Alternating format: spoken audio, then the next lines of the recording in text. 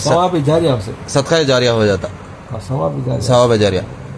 السلام علیکم ورحمۃ اللہ وبرکاتہ. بسم اللہ الرحمن الرحیم. چچا اللہ بولا ہے یا بعض علماء بولتے ہیں کہ آپ کو رینکنگ میں رکھڑایا جائے گا based on your memorization of قرآن.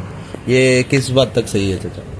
دیکھو ایک روایت جو ہے سرکار کہ حافظ قرآن کا مرتبہ ڈیفینیٹلی سب سے اچھا اور افضل ترین ہے، کیونکہ گفٹس پڑھنے والے پر قرآن کا جو پورا یہ ہے اس کے سینے میں وہ حافظ ہوتا ہے، حفظ ہوتا نہیں جی تو definitely he is superior than others who don't have that. جی اوکے رینک وائز مطلب کہ بٹ قرآن کا علم فقط دے رکھنا، اس پر عامل بھی عمل بھی کرنا چاہیے. جی کوئی حافظ ہے عمل نہیں کر رہا جی تو نو گڈ.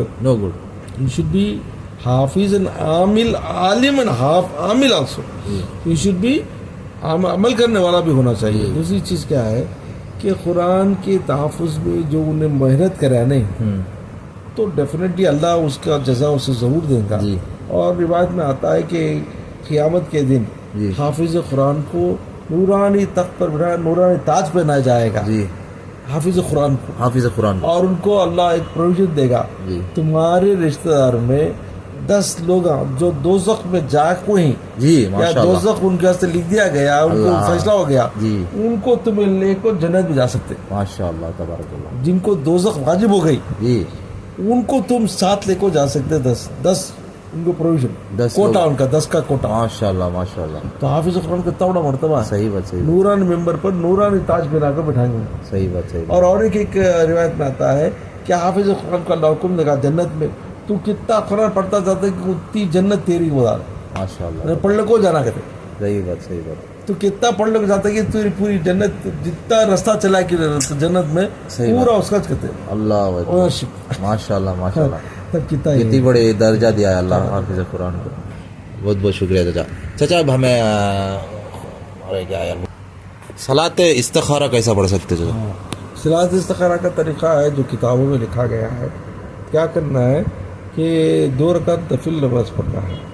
2 رکعت عشاء کے بعد ہو، بہتر ہے عشاء کے بعد پڑھ لینا، کیونکہ فرماتے ہیں کہ استخارہ نماز نیت کرنا یا اللہ استخارہ از نتھنگ بٹ اللہ سے تمہیں ایڈوائز لیتے ہیں.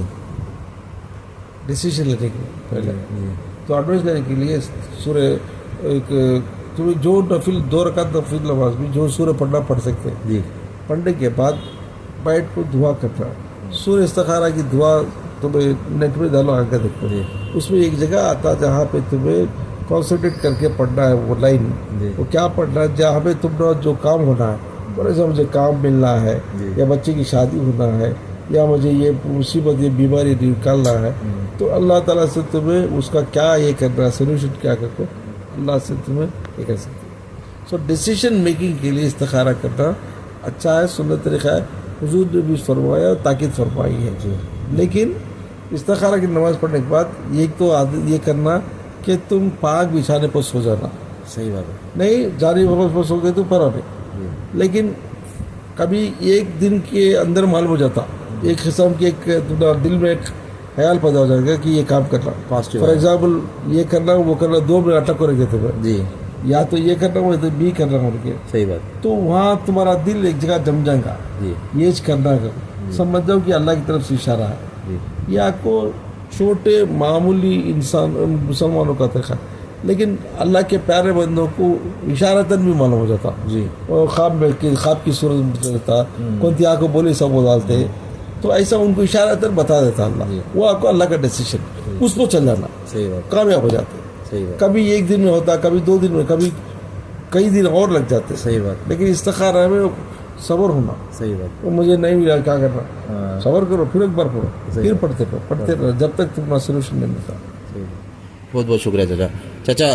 اور ایک نماز کے سلسلے میں ہم نے تو اللہ مکمل فرض نماز سنت نماز بول دیا چچا، اور ہم کو معلوم سے ذر نمازیں ہیں، حاجات نماز ہے، تہجد کی نماز ہے، اور کون سے جو حضور صلی اللہ علیہ وسلم کے دور میں اور حضور صلی اللہ علیہ وسلم پڑھے سو نماز ہمیں اور امپلیمنٹ کر سکتے چچا؟ اب دیکھو حضور صلی اللہ علیہ وسلم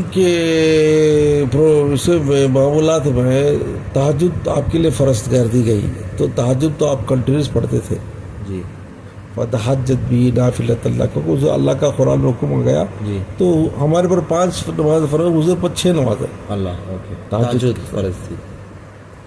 اب اس کے علاوہ حضور صلی اللہ علیہ وسلم کیا کرتے تھے کہ نفل کی نمازوں کی کثرت سے پڑھتے تھے تو بیچ میں بھی پڑھتے تھے، لیکن ہر وقت جب کسی کام کے لیے جاتے، جنگ کے لیے جاتے یا وہ کسی غزوے کے لیے جاتے، کوئی امپورٹنٹ تو 2 رکعت نفل نماز پڑھتے. سورت اسے بولتے ہیں صلاۃ الحاجات. جی یہ آپ کو حضور صلی اللہ علیہ وسلم کو حکم بھی ہے، شریعت میں یہ سنت میں بھی اس کا حکم فرمایا آپ کہ کسی کو کوئی کام بننا ہے، کہیں جانا ہے، کوئی یہ کرنا ہے تو پہلے 2 رکعت نفل نماز پڑھ کے جانے میں اللہ کی مدد ملتی ہے. جی. یہ صورت حاجت ہوگی جی. صلاۃ الحاجت. جی دوسرا ہے اب دیکھو ظہر کے بعد 2 رکعت نفل پڑھتے ہیں، ایسا عصر سے پہلے 4 رکعت سنت پڑھتے ہیں. یہ سب پڑھنا چاہیے، ایکسٹرا حضور السلام پڑھا کرتے تھے.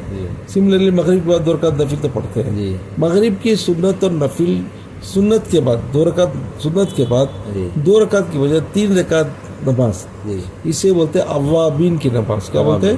Late night prayer. ہاں اوابین کی نماز. مغرب کے فوراً بعد سنت پڑھتے نہیں، ہاں اس کے بعد 3 دگانے نماز پڑھنا. جی 3 دکانیں 2 3 دگانے کا تو 2 رکعت. جی اس میں پہلی رکعت میں 3 بار قل اللہ احد، اوکے. دوسری رکعت میں 3 بار قل اللہ احد سورہ فاتحہ کے بعد. جی 2 رکعتوں میں بھی قل اللہ احد پڑھنا. جی اسی طرح 3 2 2 پڑھنا. یہ اسے بولتے ہیں اوابین. عوابین. یہ آپ کو اللہ لوگوں کے اللہ کے مخلص بندوں کا طریقہ حضور صلی اللہ علیہ وسلم کی احادیث سے اسے ثابوت ہے. جی اچھا دوسرا ہوگا اوابین ہوگی. جی. دوسرا ہے اب سورج جب طلوع ہو کے ایک روشن اس کی تیز ہو جاتی جی تب چاشت بولتے ہیں. Charge okay. چاشت کا وقت ہے جب کہ سورج اچھی طرح گرم ہو جائے جی تو اس کا پوزیشن موسٹلی 10